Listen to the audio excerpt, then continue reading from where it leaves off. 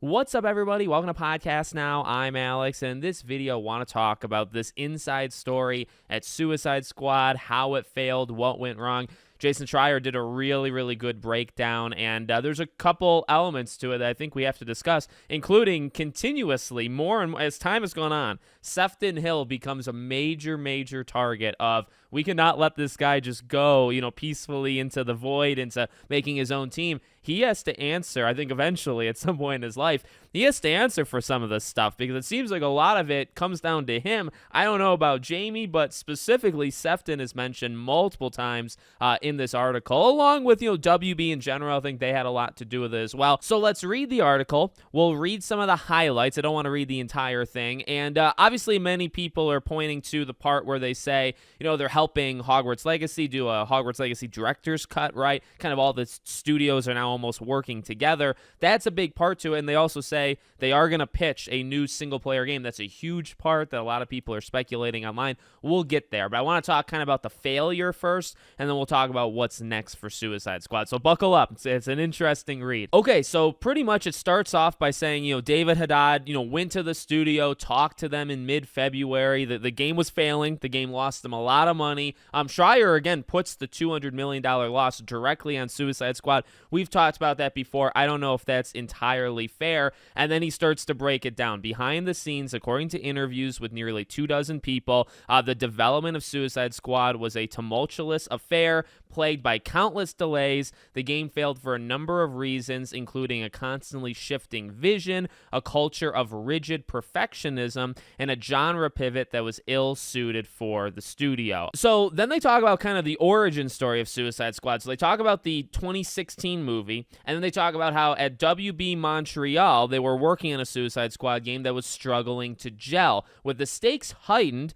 Haddad pulled the plug and turned to the most prestigious of the company's dozen video game studios. Now you go to Rocksteady, coming off of Arkham Knight. Now it says the studio's co-founders, Jamie Walker and Sefton Hill, eager to do something different, started working on a prototype of an original multiplayer puzzle-solving game codenamed Stones. But around the end of 2016, they told their staff there'd be a change of plans. Stones was out, Suicide Squad was in. Hill explained that he saw it as a better opportunity than making something new from scratch, and the company wanted the game to come out in 2019 or 2020. At the time, live service was picking up. People thought it was the future of the industry, and they say that even so, Rocksteady executives soon decided that in keeping with their parent company's newfound enthusiasm, Suicide Squad would become an online multiplayer game with live service content. As it set out to master a new set of skills, it expanded from 160 to 250, a size that grew unwieldy for managers, yet it remained smaller than other games such as Destiny.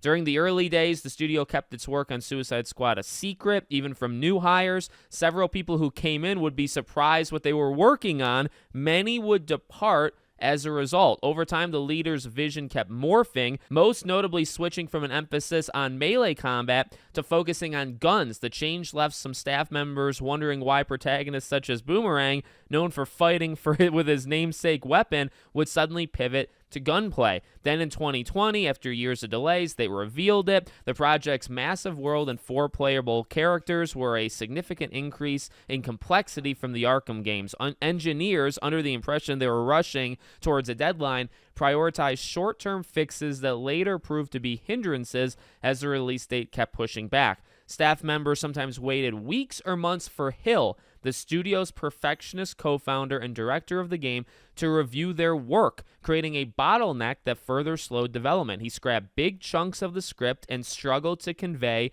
his evolving ideas, confessing that he hadn't spent much time with competing games such as Destiny. The constant delays hurt morale and led staff to fret that they were discarding too much and failing to make real progress. At some point, he pitched a vehicle system, basically that everybody would have a vehicle, and they wondered why. considering they had just made traversal things for each of them. They struggled with battles, levels, and bosses. Live service games were meant to be tackled over and over again, and basically they just never kind of figured it out. Multiple people who worked on the project say their growing concerns were often met with promises from management that Suicide Squad would come together at the last minute, just like the Arkham games have. Several employees adopted the term toxic positivity to describe the culture of the company, which discouraged criticism. Leadership didn't seem worried, they say, even as the other traditional single-player studios that chased the same trend were failing: Anthem, Avengers, Redfall. Despite the concerns, WB kept reviewing demonstrations of the game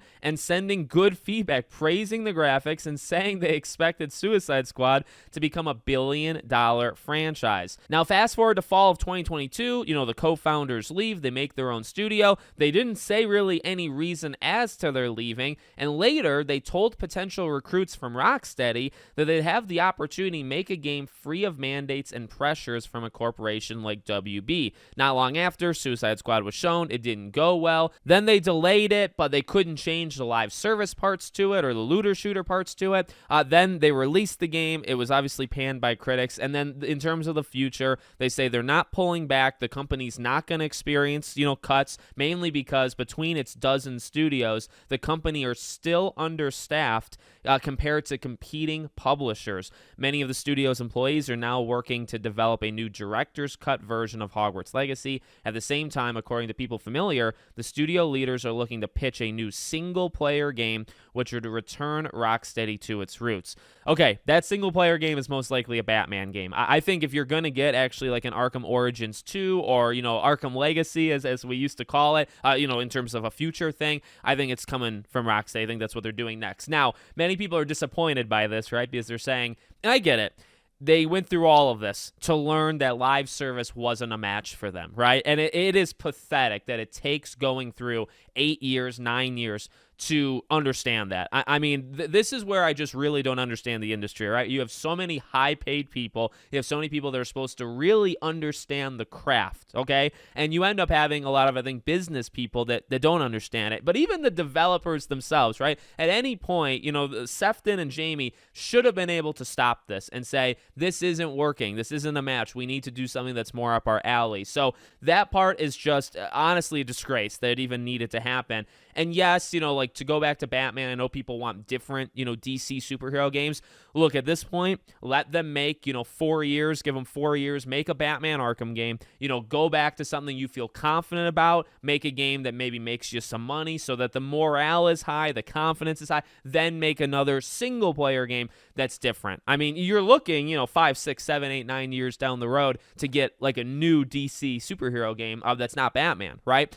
But I think this is the way it should be. They need confidence. They need morale. They need to go back to what they're good at. Whoever's even still there that made the Arkham games, probably not many, right? But they need that confidence. So, give me another Batman Arkham game, whatever, right? We'll move on from the end. And not to say it's going to be mediocre. I mean, a new Batman Arkham game would be pretty swell, in my opinion. Okay, so you have that situation, right? And they're helping with Hogwarts Legacy Director's Cut. Fantastic. As to what happened, I mean, look, there was a couple, even in this article. Now, I'm sure there's things missing. Like, I don't know if it's a perfect write-up, right? But it very much seems like kind of two things happened, right? WB went for the live service. That was their push. And I will say, there seems to be some sort of conflicting thing with the article, at least one conflicting thing. We heard that, Rocksteady pitched the live service thing, and that seems to be true, but there very much seems to have been pressure. So I don't know who to put most of the blame on, or if you want to split it 50-50. The way I read it is, the movie did well. They wanted a Suicide Squad game. Montreal was already doing it, right? But it wasn't working. They pulled it, and I have to imagine they offered it to Rocksteady, right? Because they're making their own unique IP. And then all of a sudden they drop it one day and say, okay, now we're making Suicide Squad. Well, you didn't really pitch Suicide Squad. It sounds like you were given the IP and said, hey, we really need you to make a Suicide Squad game. Then it was kind of up to them to either jump along the hype train for live service or not to. Now, was there pressure to? There could have been, and I honestly doubt that there wasn't any. But they made the decision to do live service. A couple of things that stood out, one in particular I want to discuss, the idea that you can't criticize.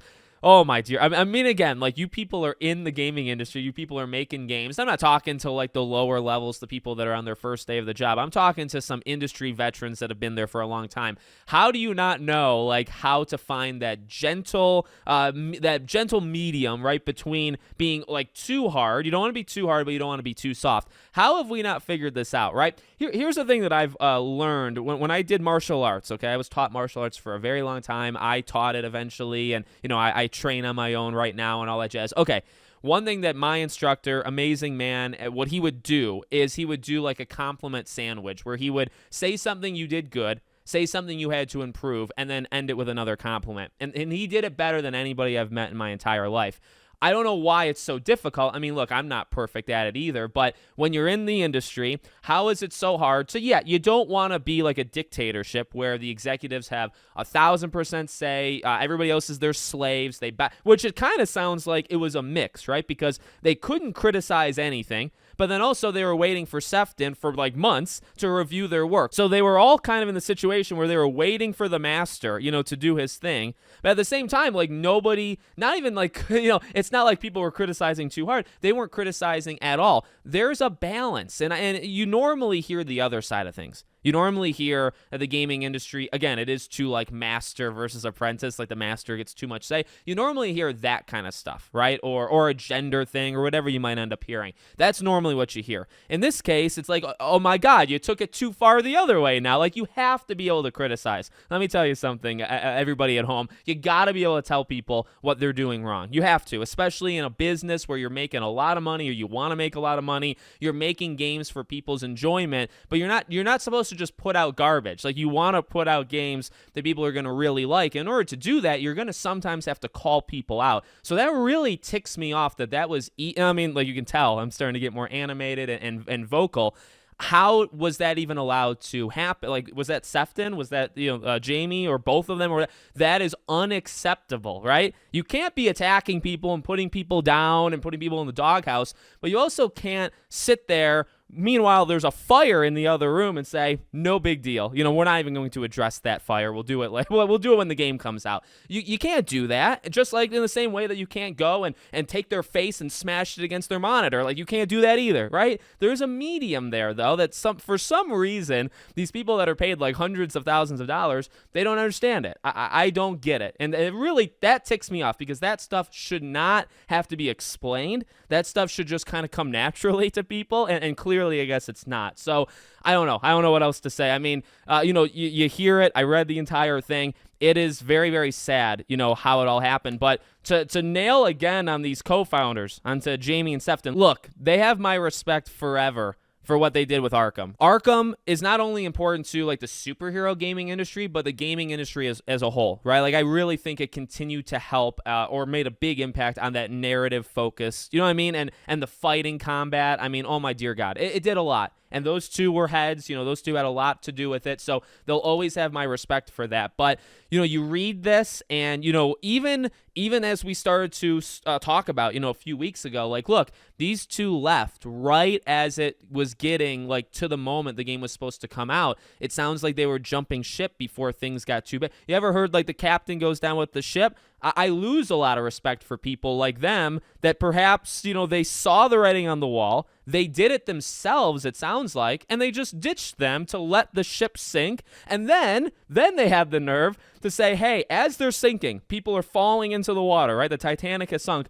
They say, hey, if you want a life jacket, we're hiring, and you don't have to deal with WB. Well, yeah, WB did some of that. Like, it had something to do with the Titanic sinking, but so did you. So you want to, they're sinking, they're drowning in the water. They throw them a life jacket, and they say, well, come to us, but didn't you sink the Titanic that we were just, I mean, look, you can make jokes all day long, but truly, I mean, these two have to be held accountable. I'll never, I'll never lose the respect I had from the Arkham stuff, but you can't do this. Like, you can't just let this go and just pretend like this never happened. These guys need to address this. They do. Eventually, with their new game, they have got to come out. I mean, that new game better be no game can be perfect, right? So I'm not asking for perfection. That game's got to hit. That game's got to hit, and there can be, like, these kind of issues cannot be around. They cannot. You have to fix this. So that's one thing. But number two, I do think you need to eventually speak as to at least Why did you leave? And why did you leave when you left? Because the story is